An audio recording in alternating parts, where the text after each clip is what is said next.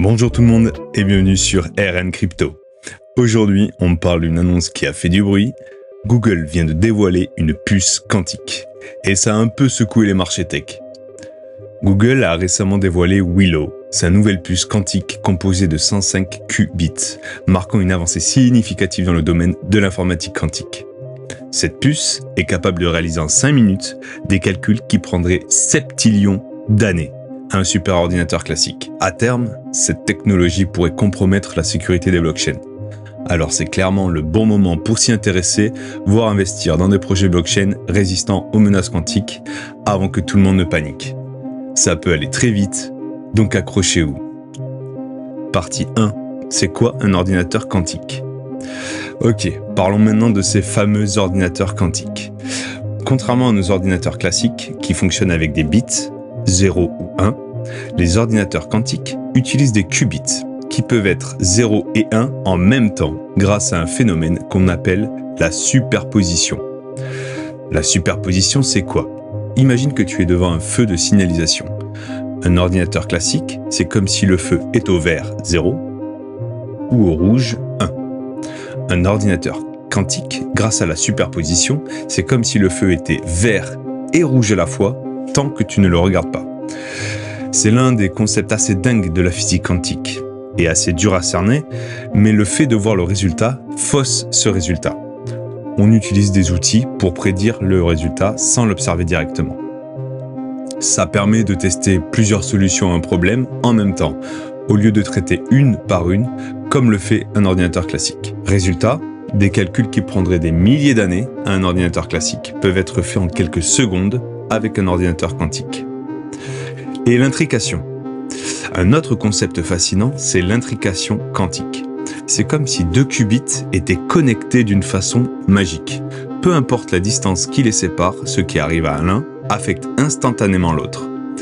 Par exemple, si un qubit à Paris est intriqué avec un qubit à New York, changer l'état du qubit parisien changera instantanément celui de New York. Cela permet des communications ultra rapides et des calculs distribués incroyablement efficaces. Mais ça pose aussi des défis énormes, surtout pour la sécurité. Si vous voulez approfondir le sujet, n'hésitez pas à checker sur YouTube, il y a plein de spécialistes qui en parlent bien mieux que moi. Partie 2. La cryptographie et la blockchain. Passons maintenant à la cryptographie, le cœur de la blockchain et des cryptos. La cryptographie est l'art de sécuriser les informations pour qu'elles soient lisibles uniquement par les personnes autorisées. Elle repose sur des méthodes mathématiques pour transformer des données, comme un message ou une transaction, en un format illisible appelé texte chiffré, à l'aide d'une clé secrète. Pourquoi la cryptographie est essentielle ? La cryptographie protège les données dans une blockchain. Avec une clé publique et une privée, quand tu envoies des bitcoins ou des Ethereum, ta clé privée crée une signature qui prouve que la transaction vient bien de toi. Et avec les algorithmes de hachage, ils transforment les données, comme les transactions, en une chaîne de caractères uniques, quasiment impossible à inverser. C'est grâce à ça que les blockchains sont sécurisées et immuables. Actuellement, les blockchains reposent sur des algorithmes comme le RSA ou ECDSA. Ils sont incroyablement sûrs, mais seulement face aux ordinateurs classiques. Partie 3. Les dangers des ordinateurs quantiques. Alors, où est le problème ? Les ordinateurs quantiques pourraient rendre obsolètes ces algorithmes en cassant leur protection. Les qubits, avec leur capacité à effectuer de multiples calculs simultanés, pourraient craquer les clés privées en un temps record. Les conséquences potentielles seraient le piratage des portefeuilles, l'altération de la blockchain, les blocs pourraient être modifiés, détruisant la confiance et l'intégrité du réseau. Et donc un risque systémique. Si les utilisateurs perdent confiance dans la sécurité des blockchains, cela pourrait entraîner un effondrement massif des cryptos. Mais comme le rappelle l'informaticien James Dunlop, il faut tout de même nuancer cette hypothèse. Si la cryptographie à clé publique est un élément fondamental du Bitcoin, elle est utilisée pour l'authentification plutôt que pour le chiffrement. Il existe deux types d'adresses Bitcoin principales. Les anciennes adresses, les Pay-to-Public Key, théoriquement les plus vulnérables, et les plus récentes, Pay-to-Public Key Hash, plus sécurisées. L'Institut national des standards et technologies, le NIST, américain, prévoit que les ordinateurs quantiques devraient être capables d'exécuter l'algorithme de Schnorr, qui est une méthode de cryptographie utilisée pour créer des signatures numériques, d'ici 10 à 20 ans. Ce genre de prédiction technologique est bien sûr toujours à prendre avec des grosses pincettes. Ce sont donc les anciennes adresses Bitcoin, comme celle de Satoshi, qui seraient menacées dans un premier temps. L'informatique quantique ne pourrait pas réellement détruire Bitcoin, mais elle pourrait par contre causer des vols et des perturbations profondes pouvant nuire durablement à sa valorisation et surtout à sa réputation, et donc impacter tout l'écosystème sur ce qui est une de ses forces, la sécurité. Partie 4. Les solutions pour se protéger. Heureusement, tout n'est pas perdu. Des projets comme Ozone Chain, Cellframe, AME Chain ou Abelian travaillent déjà sur des solutions Quantum Resistant. On va faire un tour d'horizon pour comprendre leur utilité et voir si on peut se positionner pour en faire un investissement pertinent. 1. Quantum Resistant Ledger, QRL. Le QRL est une blockchain conçue pour résister aux menaces des ordinateurs quantiques en utilisant des signatures XMSS, Extent Merkle Signature Chain. Ce schéma de signature est basé sur des arbres de Merkle, beaucoup moins vulnérables que la cryptographie sur courbe elliptique utilisée par la plupart des blockchains. Un arbre de Merkle ressemble un peu à un arbre généalogique, mais pour des données. Pour résumer ça en images, voici notre arbre de Merkle. Les feuilles sont les transactions. Chaque transaction est transformée en hash. C'est une empreinte numérique unique et fixée obtenue grâce à une fonction de hachage. Ici, on a deux transactions, T1 et T2, qui sont hachées pour devenir H1 et H2. Les hashes des feuilles sont combinés 2 par 2 pour produire un nouveau hachage appelé nœud parent. Ici, H1 plus H2 égale nœud parent H12. On répète ce processus jusqu'à obtenir un seul hachage final, appelé racine de Merkle. Ici, notre hash final, H12 plus H34, respectivement H1 plus H2, plus H3 plus H4. Cette racine représente de manière unique l'ensemble des données ou transactions de l'arbre. Pourquoi c'est utile ? Les arbres de Merkle sont largement utilisés dans les blockchains, pour plusieurs raisons. Son efficacité de vérification. Si quelqu'un veut vérifier qu'une transaction appartient à un bloc, il suffit de suivre une branche de l'arbre jusqu'à la racine, sans avoir besoin de tout analyser. Cela rend les vérifications rapides et légères. Économie de stockage. On peut stocker uniquement la racine de Merkle au lieu de toutes les transactions, tout en ayant une preuve fiable de leur contenu. Et la sécurité. Grâce à l'utilisation des fonctions de hachage, toute modification dans une donnée entraîne un changement dans la racine, ce qui permet de détecter immédiatement une altération des données. Cela offre une sécurité renforcée face aux attaques quantiques pour le moment, garantissant que les transactions restent sécurisées. Passons à une petite analyse graphique pour éventuellement se positionner sur le projet. Il faut prendre en compte que ce genre de projet peut performer, mais réagit surtout aux nouvelles et aux sorties technologiques associées. Donc une analyse graphique poussée ne sera pas vraiment pertinente, bien que nécessaire tout de même. Alors le QRL s'échange aujourd'hui à 0,95 $ pour une market cap de 65 millions et une FDV de 100 millions. Donc encore 27% environ de la supply à libérer sur 5 ans. Lancé en 2017, c'est un projet avec de l'expérience, on peut dire. Mais dans notre cas, et vu les signaux qu'il montre, ce n'est pas forcément un point négatif. Il a connu un gros premier bull run où son prix est monté jusqu'aux 4,2 $ selon les plateformes dessinant son ATH. Puis est rentré en bear market pendant presque 6 ans. Sur cette charte, on voit bien son ATH sur les 4,2 $. Puis son deuxième bull run où il n'a pas vraiment performé. Et enfin notre période actuelle où il est monté jusqu'au 1,20 $. On remarque de suite la réaction au jour de l'annonce de la sortie de la puce où il a fait 300% en une demi-journée. Comme quoi, ça peut être une narrative vraiment explosive suivant les actualités. Les volumes ont explosé et son RSI est passé au-dessus des 90. La zone des 1,20 $ risque donc d'être fortement vendue quand on y reviendra. Nos moyennes mobiles sont bien ordonnées, forcément. Il y avait peu d'activité et avec un pic aussi violent, elles ne donnent pas forcément d'informations pertinentes. Pour trouver les points d'entrée intéressants, on va tirer nos fibos. On observe donc cette résistance au 0.236 qu'on reviendra tester prochainement. On va venir retester les 382, voire les 0.5 pour avaler cette grosse bougie à l'origine de la hausse. Le canal reste haussier avec des points hauts de plus en plus hauts et des points bas de plus en plus hauts également. Si on revient toucher le bas de notre canal, on peut trouver un point d'entrée sur les 0,80$ qui peut être intéressant. Pour les targets de vente, ce type de projet n'a pas vraiment de référence, donc on restera conservateur avec des extensions de Fibo pour vendre en dessous des 3,618 sur les 3,5$ pour un x4, puis sur son ATH aux 4,2$ pour un x5. Notre prochaine target sera les 500 millions de market cap et juste en dessous des 6$ pour un x7. Pour mon Moonbag, je le mets sur les 8$, mais j'ajusterai en fonction des infos qui sortent. Passons au projet suivant, Cellframe.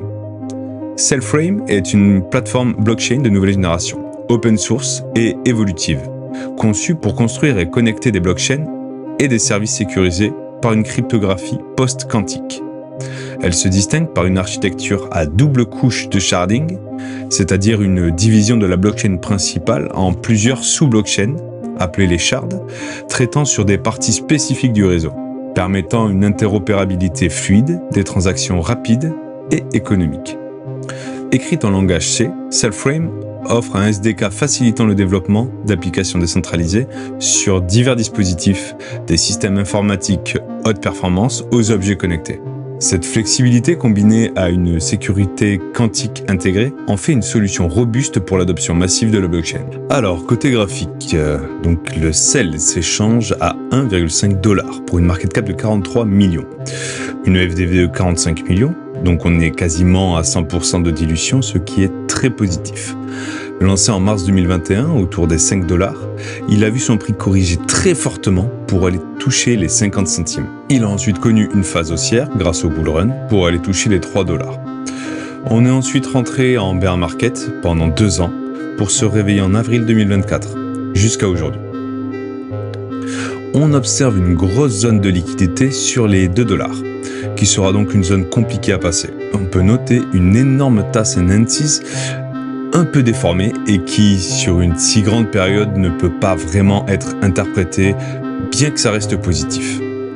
Sur notre top local juste ici, on peut voir le pic de volume et du coup la réaction du prix immédiate suite à l'annonce de Google, comme précédemment sur le projet d'avant.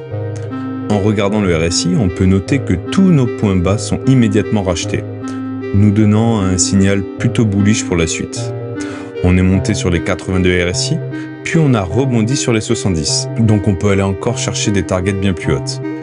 Mais ça nous confirme que ce n'est pas vraiment le bon moment pour entrer et qu'il vaut mieux attendre un retracement pour se placer intelligemment. En tirant les Fibo, j'identifie 3 zones clés. La première, idéale pour mettre un ordre d'achat, entre les 0,6 et les 0,9$. Puis une zone de rechargement entre les 0,9 et les 1,1$. Et la dernière zone intéressante sera entre les 1,1 et les 1,3$. Pour les targets de vente, toujours en restant réaliste et conservateur, je placerai un ordre de vente sur les 3,5$ pour 20% de mon bag, puis sur 5$ correspondant aux 2,618 des extensions de Fibo.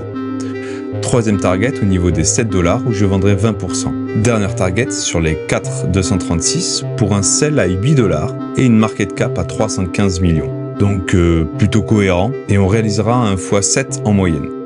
Rien ne vous empêche d'être plus gourmand.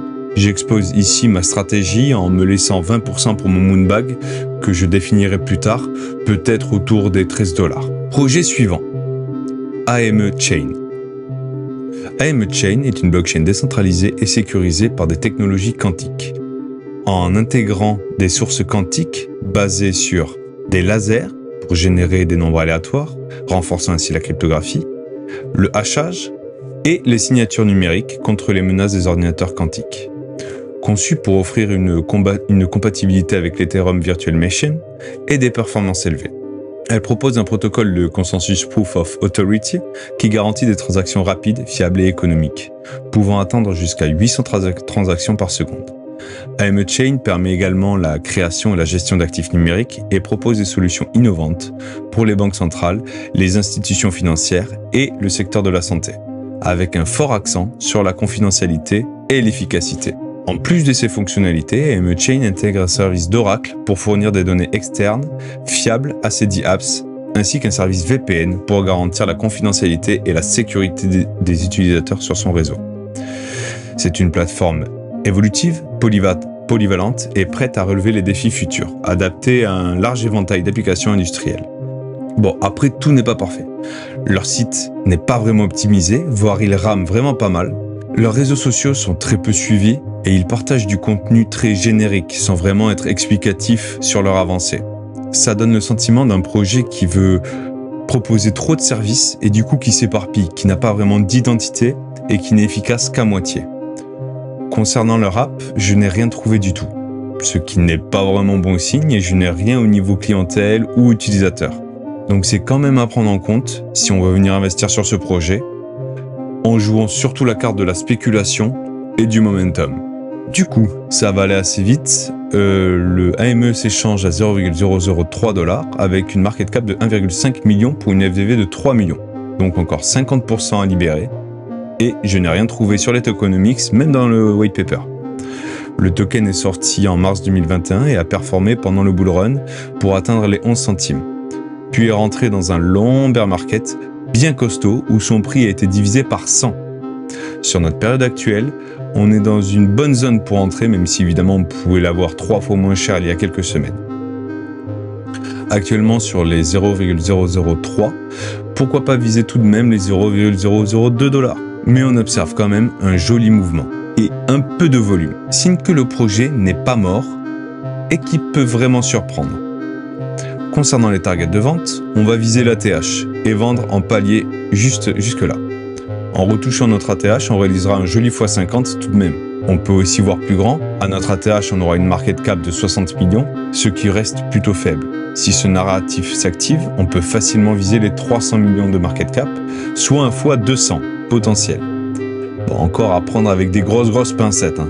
Mais c'est un pari qui se tente. Passons à notre projet suivant, Abelian. Abelian, et son token, le Abel, est une blockchain layer 1 pionnière combinant résistance quantique et préservation de la confidentialité, conçue pour garantir une sécurité durable face aux menaces des ordinateurs quantiques. Exploitant des technologies avancées comme le Crystals Dilithium et Kyber Dilithium, ce sont des algorithmes cryptographiques. En juillet 2022, le National Institute of Standards and Technology, le NIST des États-Unis, a sélectionné ces deux algorithmes comme standards, reconnaissant leur robustesse face aux menaces posées par les futurs ordinateurs quantiques. Abelian offre divers niveaux de confidentialité, allant de la pseudonymité, comme Bitcoin, à une confidentialité totale qui dissimule les identités et les montants des transactions, grâce à son token Abel. En plus de sa blockchain sécurisée, le projet vise à protéger d'autres blockchains compatibles VM grâce à ses systèmes de preuves à connaissance nulle. Il soutient également les développeurs via un SDK Java, leur permettant de créer des applications sécurisées et confidentielles, soutenues par une équipe d'experts. Abelian se positionne comme un acteur clé dans la sécurité post-quantique de l'écosystème blockchain. Donc, dans les grandes lignes, Abelian sert à transférer des fonds de manière complètement anonyme et sécurisée contre les attaques quantiques, et permet à d'autres blockchains et applications de profiter de cette sécurité. Donc, le Abel s'échange à ce jour à 6 centimes pour une market cap de 5,5 millions de $, une FDV de 14 millions. Donc, on est sur un proof of work, donc cela reste sain et propice au développement du projet. On sera libéré à 100% en 2028. Lancé en fin 2023 à 1,25 $, il a eu un fort et long repricing pour revenir aux 6 centimes. Donc en gardant notre hausse locale, il a quand même pris 214% avant de corriger d'environ 30%. Ce qui peut nous indiquer qu'on est sur une bonne zone d'achat. En tirant nos Fibo, on peut voir qu'on a trouvé support sur les 0,618, donc pourquoi pas attendre un petit repli pour se placer au niveau des 0,056 $. Pour nos targets de vente, on va prendre un Fibo. Sur le dernier point haut, je vendrai 40% en dessous des 382 aux 62 centimes pour un x10, puis 40% encore sur les 618 correspondant à 1 $, et 100 millions de market cap, pour un joli x18. Pour mon Moonbag, je me laisse le droit de rêver et je tenterai le x50 sur les 3,5 $. ETH, BTC et autres. Ethereum explore l'intégration d'algorithmes post-quantiques dans ses mises à jour futures pour sécuriser le réseau face aux avancées technologiques. Côté Bitcoin, des chercheurs travaillent sur des signatures post-quantiques pour garantir l'intégrité et la sécurité des transactions. Donc ces deux énormes projets travaillent tout de même sur des solutions. Mais moi, ce que je vous ai proposé, c'est si les attaques quantiques s'annoncent plus rapides et plus vives que prévu, avoir une solution de repli avant que Bitcoin et Ethereum se mettent à jour. On sait que ça peut prendre beaucoup de temps. Bref, c'est absolument fascinant, mais ça mérite une vidéo à part entière sur les nouvelles mises à jour BTC et ETH. J'aimerais également parler du projet Ozone, qui est extrêmement bien placé et qui propose des solutions vraiment innovantes et une technologie assez folle, mais qui mérite également une vidéo dédiée pour bien comprendre toute la technologie sous-jacente à ce projet. Je l'ai évoqué rapidement, mais l'une des solutions qui semble se dessiner est l'utilisation du Proof of Authority, POA. C'est un mécanisme de consensus qui mise sur la réputation des validateurs plutôt que de dépendre de la puissance de calcul comme un Proof of Work ou du nombre de tokens comme le Proof of Stake. Le POA confie la validation des transactions à un petit groupe d'acteurs de confiance, impliquant moins de dépendance à la cryptographie vulnérable. Avec un réseau restreint et contrôlé, le POA réduit l'exposition aux attaques. Cela facilite l'adaptation générale du réseau. Si une menace quantique surgit, le POA permet d'introduire rapidement des algorithmes post-quantiques grâce au petit nombre de validateurs. Mais moins de validateurs, c'est aussi une meilleure réactivité pour sécuriser le réseau rapidement et de manière efficace. Évidemment, ce n'est pas sans défaut, car qui dit peu de validateurs, dit décentralisation très mauvaise. Conclusion. J'ai tenté de vulgariser pas mal de concepts, donc si vous relevez des incohérences, n'hésitez pas à les remonter dans les commentaires. Mais vous l'aurez compris, une attaque quantique est peu probable dans l'état actuel de la technologie. Mais l'histoire nous l'a appris, et encore très récemment avec l'IA, tout peut aller très très vite. Justement, si on associe l'IA et la technologie quantique, ça peut être un raz-de-marée. Mieux vaut anticiper et se préparer plutôt que de subir. Le bull run risque d'être à son pic dans quelques mois et je ne pense pas que la technologie aille assez vite pour être en danger dans ce laps de temps. Mais ça fait partie de ma stratégie d'être préparé à cette éventualité et à d'autres d'ailleurs, et donc d'avoir un petit bag sur une ou deux de ces altcoins. Il faut donc adapter votre stratégie et prendre ces événements en compte. Renseignez-vous, apprenez et faites-vous votre propre avis. Ces technologies sont passionnantes, c'est presque de la sorcellerie. Même si vous ne gagnez pas d'argent avec, vous gagnerez en expérience et en culture. D'ailleurs, j'espère que cette vidéo vous aura appris quelque chose.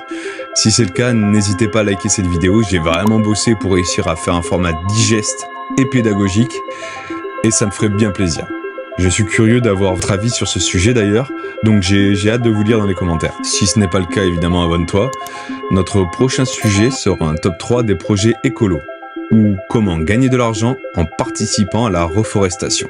Et oui, c'est possible grâce à la blockchain.